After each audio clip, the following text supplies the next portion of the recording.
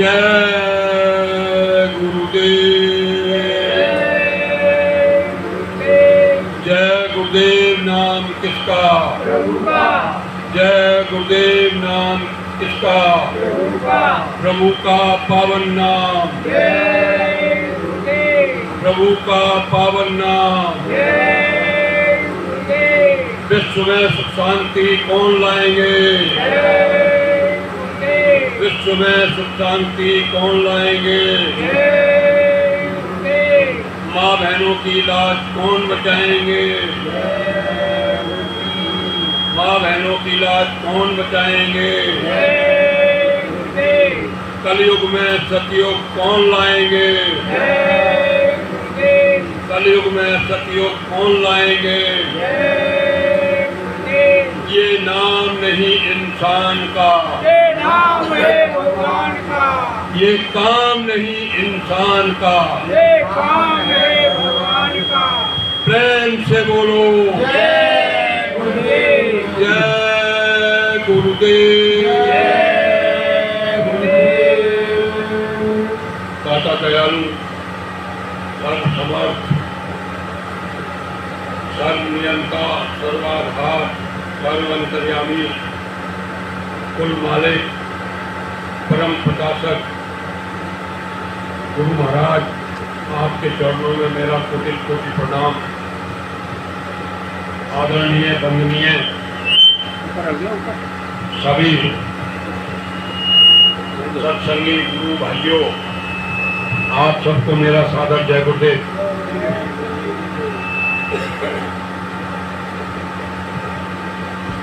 आज बड़े सौभाग्य का दिन है कि हम सभी गुरु भाई यहाँ पर मालिक की चर्चा के लिए इकट्ठा हुए हैं।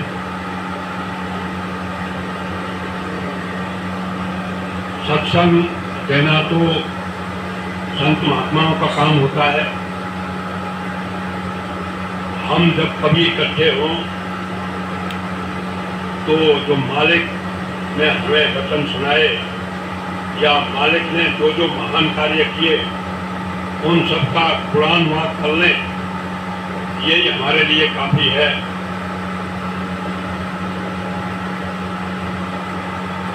क्योंकि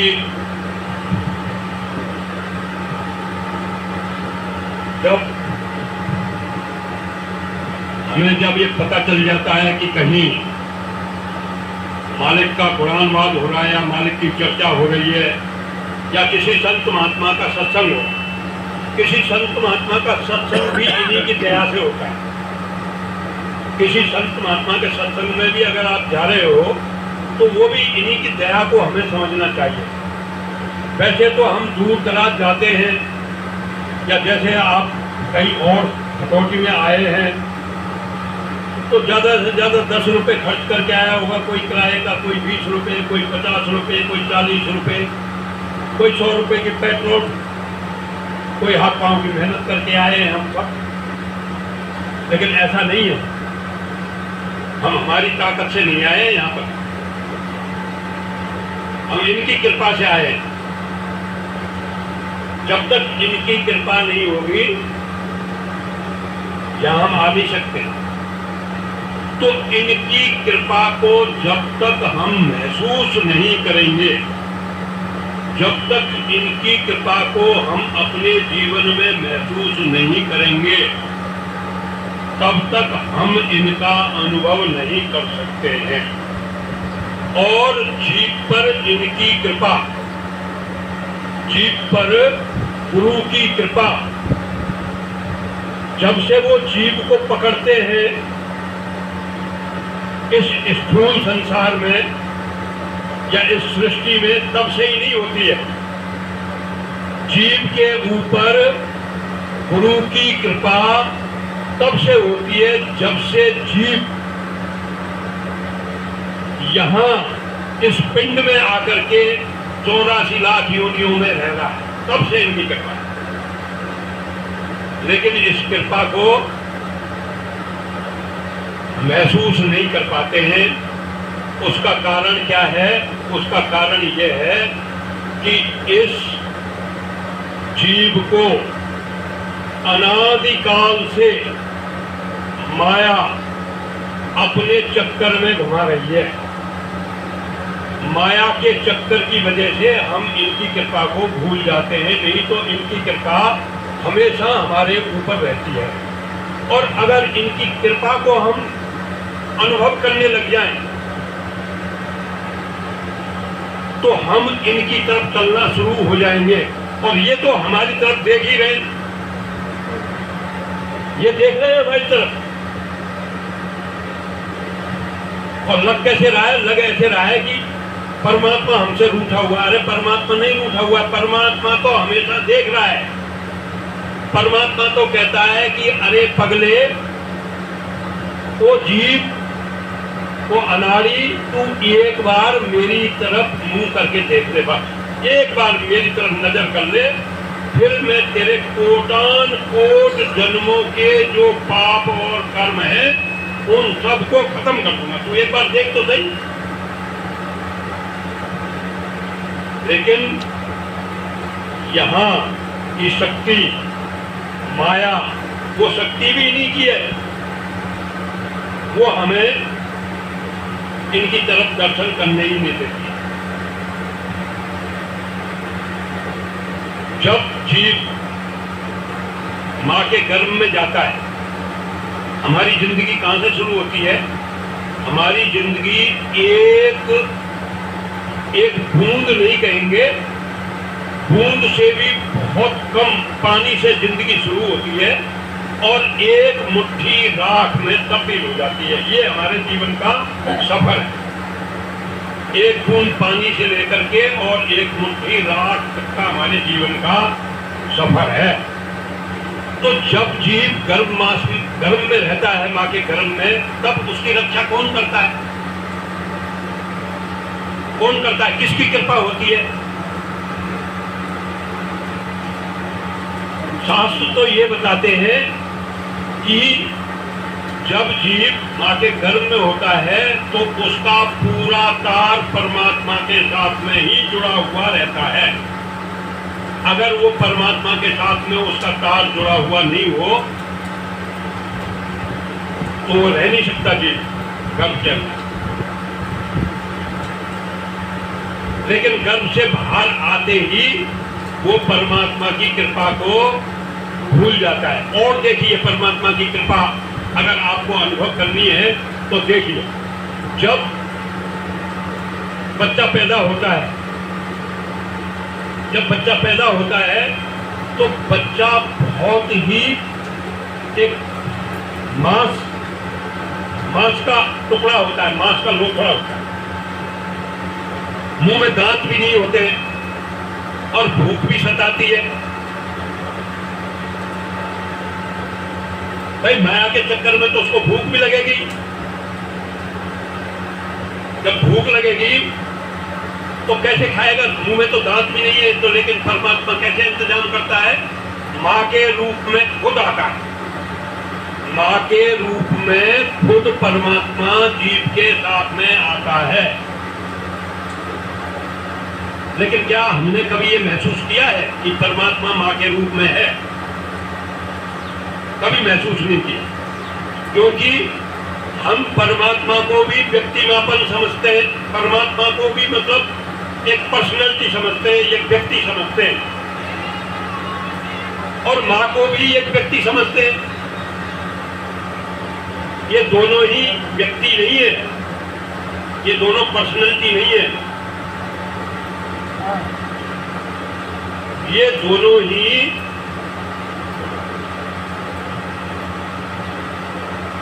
इनकी कोई सीमा नहीं है, कोई लिमिट नहीं है, असीमित है। तो परमात्मा ही माँ के रूप में बच्चे के साथ में आता है। और जैसे जैसे जैसे जैसे बच्चा बड़ा होता जाता है तो वैसे वैसे परमात्मा जीव के साथ में रहता है।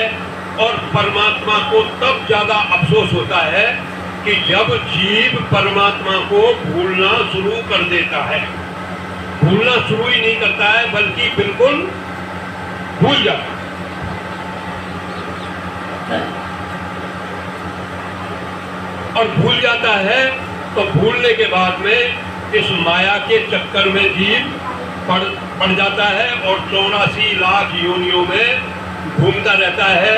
और परमात्मा ये इंतजार करता रहता है कि कब ये मनुष्य योनि में आए और कब इसको फिर से मौका मिले मेरे पास आने का, क्योंकि विधान ऐसा बनाया हुआ है।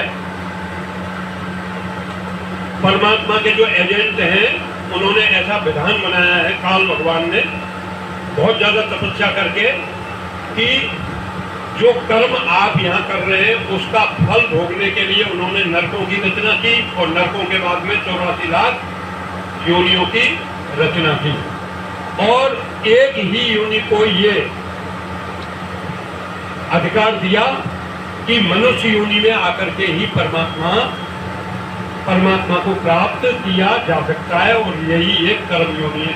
ये चीजें हम बार बार सुनते आ रहे हैं, बार बार इन्हीं बातों को सुनाया जाता है, इन्हीं बातों को दोहराया जाता है।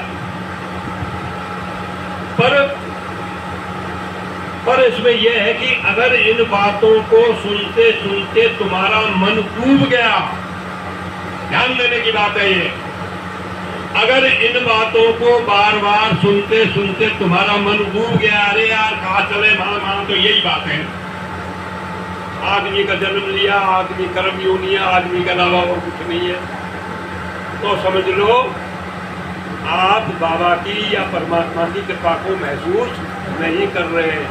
आपको ये बात रोज ही नहीं, ये बात आपको हर समय याद रखनी है, हर समय, हर क्षण, हर पल, हर क्षण, हर क्षण,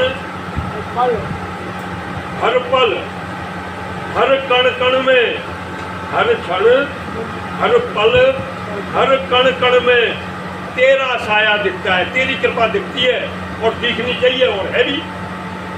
हर क्षण, हर कण, हर पल पल में तेरी छाया, तेरी साया दिखती है, और हर जीवन का प्राण तुझी से तू जन जन में बसता है।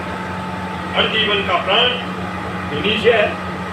तो फिर इनकी बातों को सुने और हम डूब जाएं, तो इसका मतलब हम इनकी कृपा को अनुभव नहीं कर रहे हैं।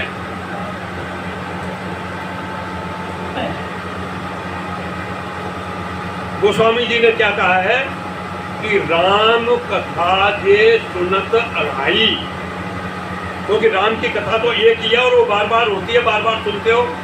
राम कथा जे सुनत अघाई और रस विशेष बिन जाना नहीं, उन्होंने उस कथा का विशेष रस जाना ही नहीं, तो इसलिए इन चीजों को बार बार याद रखना है।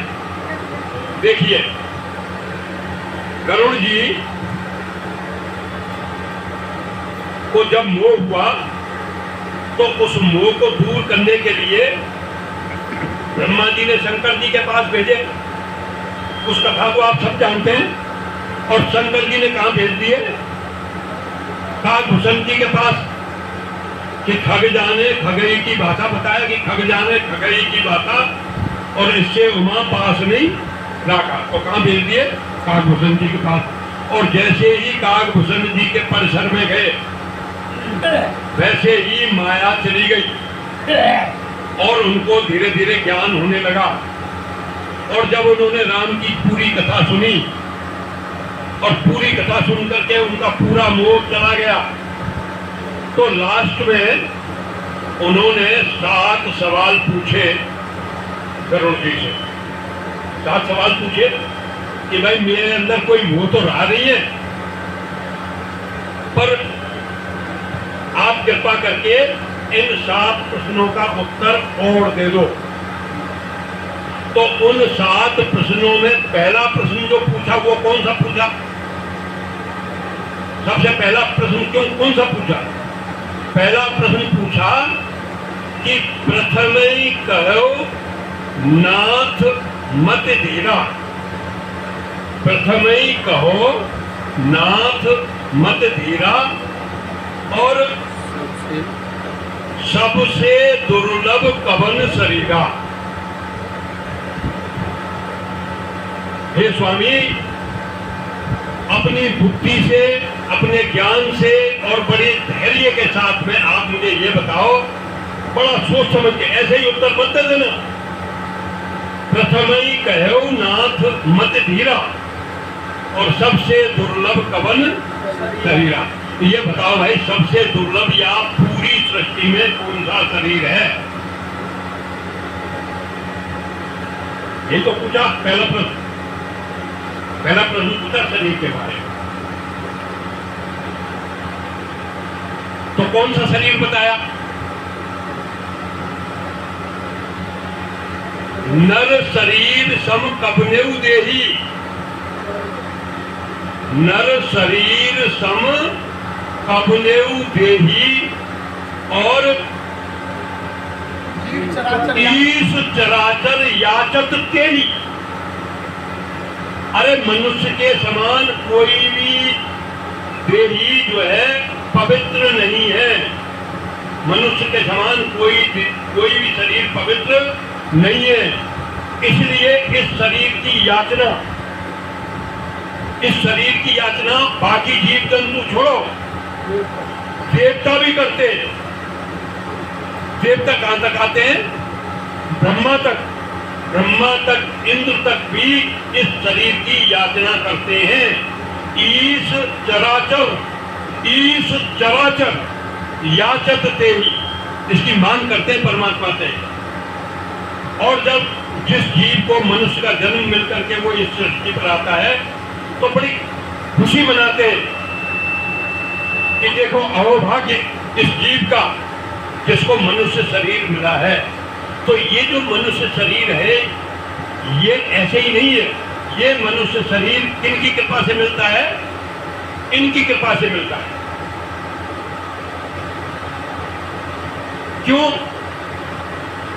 क्यों इस सभी जो चराचर जीव हैं वो क्यों याचना करते हैं? इसकी क्यों करते हैं? क्योंकि नरक स्वर्ग अपवर्ग समाना। आगे चौपाई तो मैं नहीं जानता, क्योंकि इस मनुष्य शरीर में ही जीव नरक की तरफ जा सकता है, स्वर्ग की तरफ जा सकता है और परमात्मा को प्राप्त कर सकता है। अपवर्ग का मतलब है मोक्ष। नरक स्वर्ग अपवर्ग समाना। अब आप ये बताओ कि गोस्वामी जी ने बड़े हिसाब से ये चौपाई लिखी। नर शरीर सम कबनेउ देही और ईश चराचर याचत तेही और नरक स्वर्ग अपवर्ग समाना। तो पहले भैया गोस्वामी जी ने नरक को नाम काहे लिया? इस पर विचार करना चाहिए ना हमको। नरक का नाम क्यों लिया? सबसे पहले काकाई ने कि आदमी तो बनेगो, पर यहाँ में क्या क्या प्राप्त हो सकता है? नरक। सबसे पहले गोस्वामी जी ने नरक को नाम लिया। नरक प्राप्त हो सकता है। और मान लो कोई सुनवे बारो नरक के आगे सुने ही नहीं, फिर क्या होगा भाई? मैं खूब जोर जोर से पुकार रहा हूँ और आवाज बिजली चली जाए, सुनाई नहीं दी, नरक ही नाम सुनो तो फिर नरक ही रहेगा। तो बाकी पीछे गोस्वामी जी की कोई धारणा तो होगी। जो पहले नरक लिखा उसके पीछे धारणा ये है कि हम मनुष्य का जन्म लेने के बाद जो रास्ता तय करते हैं, ज्यादातर 99.9% किस रास्ते की तरफ जाते हैं? किस रास्ते की तरफ जाते हैं? कभी महसूस किया आपने? नरक की तरफ कौन सा रास्ता जाता है? नरक की तरफ वो रास्ता जाता है जिसमें मन बड़े ही घमंड के साथ इस संसार के काम करता है, या बड़े ही घमंड के साथ इस संसार की कामना करता है, या बड़े ही घमंड के साथ इस संसार की वासनाओं में लिप्त रहता है, या बड़े ही घमंड के साथ किसी को कुछ नहीं समझता है। तो बताइए ये रास्ता किस तरफ जा रहा है? और ऐसे मनुष्य कितने हैं? जरा परसेंटेज समारोह को। अरे मैं मरने के लिए जा रहा हूं, एक मुट्ठी राख बनने वाली है, लेकिन मेरे मन का इंकार अभी तक खत्म नहीं हुआ है। तो मैं कैसे कह सकता हूं कि मैं स्वर्ग की तरफ जा रहा हूं? मैं नरक की तरफ ही जा रहा हूं। इसलिए गोस्वामी जी ने पहले लिखा नरक, क्योंकि मनुष्य के शरीर को प्राप्त करने के बाद नरक में भी जा सकते हैं, स्वर्ग में भी जा सकते हैं और मोक्ष को भी प्राप्त कर सकते हैं। लेकिन मोक्ष को प्राप्त करने के लिए किन की जरूरत पड़ेगी? मोक्ष को प्राप्त करने के लिए गुरु सतगुरु की जरूरत पड़ेगी। बिना सतगुरु के आप इस रास्ते पर नहीं चल सकते हो। सतगुरु जो तुम्हें बताए, गुरु जो तुम्हें दीक्षा दे, आप बिना अहंकार के, बिना सोचे समझे, शरणागत होकर के प्रीत और प्रतीत के साथ उस रास्ते पर चले, तो तब कहीं ये कृपा करें। क्योंकि ये मनुष्य का शरीर जो मिलता है, मिलता तो इसलिए कि भाई आपके लिए 3-4 जो रास्ते बताए, चाहे नरक में जाओ, चाहे स्वर्ग में जाओ, चाहे मोक्ष में जाओ, पर ये मनुष्य का शरीर अपनी मर्जी से नहीं मिलता है। इस मनुष्य का शरीर जब मिलता है जब परम पिता परमात्मा हमारे ऊपर बहुत बड़ी कृपा करता है।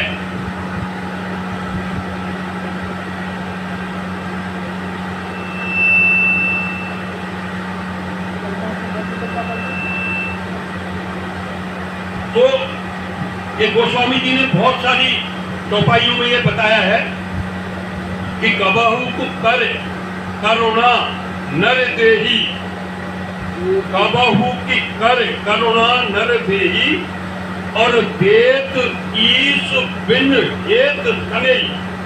हमको मनुष्य बनाने में उनका कोई स्वार्थ नहीं है। यहाँ किसी को आप कुछ देंगे तो उसके पीछे क्या होगा आपका? अरे मालिक अपने नौकर को कुछ देगा तो बिना स्वार्थ के देगा यार। और इन्होंने इतनी बड़ी उपाधि दे दी, हमको मनुष्य बना दिया, इनका कोई स्वार्थ नहीं। इनकी करुणा से हमें ये शरीर मिला है, इनकी कृपा से हमें ये शरीर मिला है। इसलिए इस शरीर की और इनकी कृपा का अनुभव हर क्षण हर पल होना चाहिए, हर क्षण और हर पल होना चाहिए। और अगर हर क्षण और हर पल नहीं है तो इनकी कृपा तो मिलेगी, क्योंकि ये तो दयालु हैं, पर हम लाभ नहीं उठा सकते। दूसरा, गुरु, मैं पहले भी बताया, पहले भी निवेदन किया कि गुरु कोई व्यक्ति मापन सत्ता नहीं होती है, कोई व्यक्ति विशेष नहीं होता है। गुरु परमात्मा का ही रूप होता है, परमात्मा का रूप होता है। बताता है हमें, जब हम संतों के शब्दों पर ध्यान देंगे तो हमें पता चलेगा कि गुरु क्या चीज है। गुरु कहता है, हमारे गुरु कहते थे कि देख प्यारे मैं समझाऊं रूप हमारा न्याय। देख प्यारे मैं समझाऊं रूप हमारा न्यारा। देख प्यारे मैं समझाऊं रूप हमारा न्यारा। वह तो रूप लखै नहीं कोई, जब तक देऊ न सहारा। वह तो रूप लखै नहीं कोई, जब तक देव न सहारा।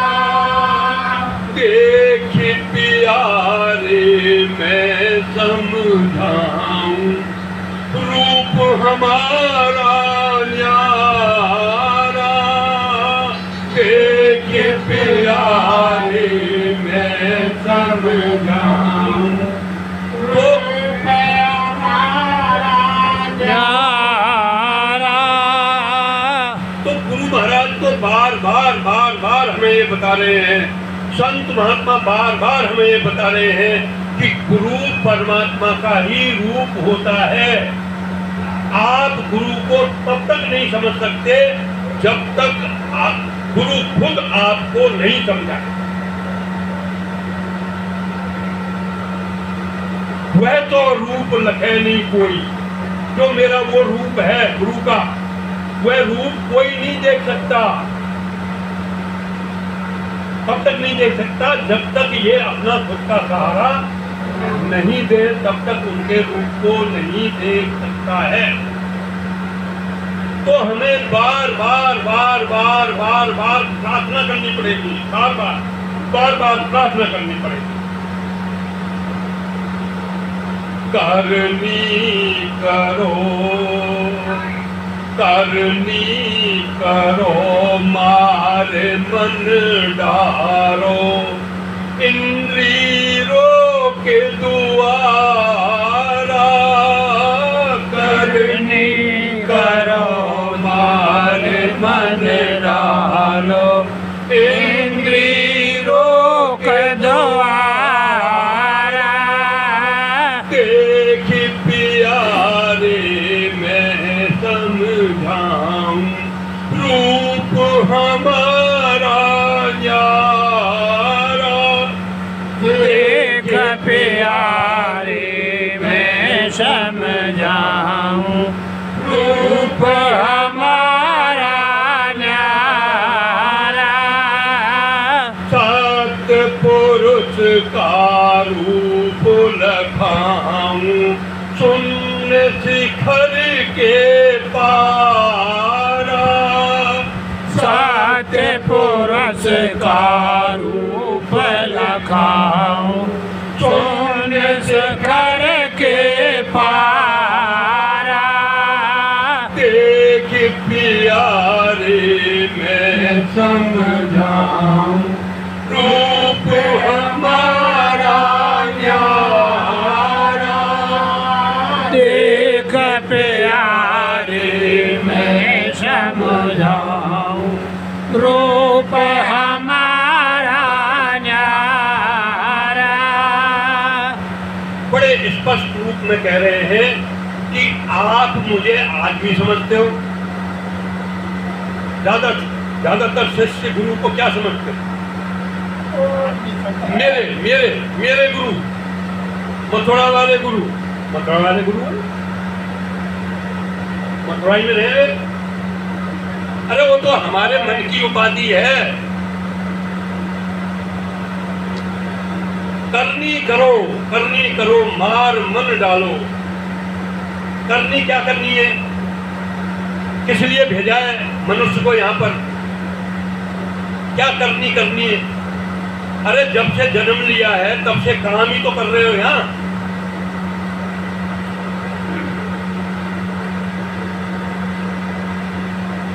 जब से जन्म लिया है तब से क्या कर रहे हो? काम ही तो कर रहे हो।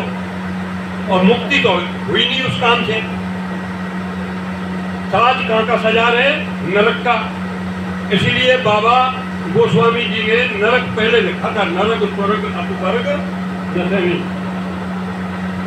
साज काम का काम कर रहे, काम ही तो कर रहे हैं सब। जन्म लिया जब से काम नहीं कर रहे। कैसे होगी मुक्ति? अरे कैसे होगी मुक्ति सतगुरु के बिना? सतगुरु के बिना अरे कैसे होगी मुक्ति? अरे कैसे होगी सतगुरु के बिना, सतगुरु के बिना बालापन हंस खेल गमायो, बालापन हंस खेल गमायो। मारी फुटबॉल बजाई चुटकी, सतगुरु के बिना कैसे होगी मुक्ति, कैसे होगी मुक्ति। सतगुरु के बिना, सतगुरु के बिना। बचपन से ही काम करना शुरू कर देते हैं, करनी करो। बच्चा जब आगे हाथ पांव चलना शुरू हुए तो खेलने का को मन लगने लग पड़े,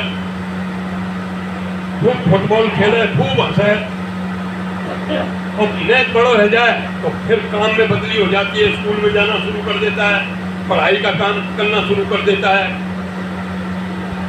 और बड़ो रह जाए तो ब्याह शादी है जाए, सब जाने, सारी सब इस पूरे रास्ते से गुजरे हुए हो, सारे सारे काम ही तो कर रहे। अब इसमें कोई ईमानदारी से काम करता है और कोई तो देख ही ना है कि कैसे करना चाहिए नहीं करना चाहिए, पर खूब ईमानदारी से काम किया, खूब व्यवहार ठीक रखा, खूब चाल चलन ठीक, चरित्र ठीक, सब कुछ ठीक, लेकिन मुक्ति फिर भी नहीं होगी। क्यों नहीं होगी? क्योंकि मुक्ति जो है किसके हाथ में है? सतगुरु के हाथ। तो फिर कौन सी करनी के लिए बाबा कह रहा है? बाबा ने कहा है, संत ने कहा है कि करनी करो मार मन डारो, इंद्री रोग द्वारा। कौन सी करनी करनी है? करनी है उपासना की। उपासना का मतलब है नजदीक जाना। उपासना का जो अर्थ है, शाब्दिक अर्थ, वो है नजदीक जाना। किसके नजदीक जाना? परमात्मा के नजदीक जाना। परमात्मा के नजदीक कब जाओगे? परमात्मा के नजदीक जब जाओगे जब आप आराधना करोगे, आराधना करोगे, प्रार्थना करोगे, जो बाबा ने युक्ति बताई है उस काम को करोगे, तो उस काम की तरफ संत सद्गुरु इशारा करते हैं कि करनी करो मार मन डारो, इंद्री रोग द्वारा। तो बाबा तो पूरा मजमा लगा करके खुलेआम बोलते थे कि बच्चा ये जो आप संसार का काम कर रहे हो इससे कुछ होने जाने वाला नहीं है, ये भी जरूरी है, ऐसा नहीं इसको छोड़ दो, लेकिन इससे मुक्ति होने वाली नहीं है, करना तो ये भी है और इसको तो कर ही रहे। देखिए हमारे मन में अंधेरा जो आता है या हमारे जीवन में जो अंधकार आता है वो बड़े सहज रूप से आता है, बड़े सहज रूप से आता है। आप अपने पीछे की जिंदगी को जरा गौर करके देखो कि जो दुख तकलीफ आए हैं वे अपने आप आए। सहज रूप का मतलब है अपने आप, तुमने बुलाए नहीं। सहज रूप का मतलब क्या है? सहज का मतलब है भाई पानी सहज में ढलान की तरफ जा रहा है, पानी ढलान की तरफ जाएगा तभी तो सहज में जाएगा, सरलता में जाएगा। अगर पानी तुम्हें ऊपर की तरफ ले जाना है तो फिर क्या करना पड़ेगा? पानी को अगर तुम्हें ऊपर की तरफ ले जाना है तो वो सहज में चला जाएगा ऊपर। उसके लिए आपको क्या करना पड़ेगा? उसके लिए आपको परिश्रम करना पड़ेगा, मेहनत करनी पड़ेगी। तो ऐसे ही जो दुख तकलीफ अंधकार अज्ञान मनुष्य के मन में आता है, ये मन के खेलने सब मन में आता है, ये बड़े सहज रूप में आता है। इसके लिए कोई मेहनत करने की जरूरत नहीं है। जैसे तो अज्ञान ने अपना रास्ता बना रखा है हमारा मन, और अगर आपको ज्ञान प्राप्त करना है तो उसके लिए आपको क्या करना पड़ेगा? अगर पानी को आपने ऊपर ले जाना है तो कैसे ले जाओगे? मेहनत करके ले जाओगे, मेहनत करके ले जाओगे, चाक चौबंद करके। आजकल तो पाइपों के द्वारा ऊपर पहुंचाते हैं पानी को ऊपर जो पहुंचाते हैं, किसके द्वारा पहुंचाते हैं? पाइपों के द्वारा। तो वहां में पाइप चाहिए, वहां में बिजली मतलब मोटर भी चाहिए, ताकत भी चाहिए, ऊर्जा भी चाहिए, तभी तो पानी ऊपर चढ़ेगा। और अगर पानी को नीचे की तरफ फैलाना हो तो आपको मोटर की जरूरत है क्या? पाइपों की जरूरत है? फैल जाएगा, क्योंकि ये उसका सहज स्वभाव है। ऐसे ही अज्ञान अंधकार जो हमारे मन में आता है उसका सहज स्वभाव है। तो जो भी संत महात्मा करते हैं वो ये कहते हैं कि भाई आप जो जीवन को जी रहे हो इस संसार में जन्म लेने के बाद, ये तो आपका सहज स्वभाव है, ये तो सहज में जीवन जा रहा है। आपकी कोई ताकत थोड़ी है कि आप बचपन को रोक सके कि नहीं मैं तो बचपन में ही रहूंगा भैया, बुढ़ापा नहीं आना, जवानी नहीं आनी चाहिए बिल्कुल, क्योंकि बचपन जैसे तो मजे ही नहीं है। फिर बचपन क्यों चला जाता है पता भी नहीं चलता। बचपन जाता है जब पता चलता है कि भाई मैं जा रहा हूं और मैं चार्ज दे के जाता हूं जवानी को। कभी देखा है आपने कि बचपन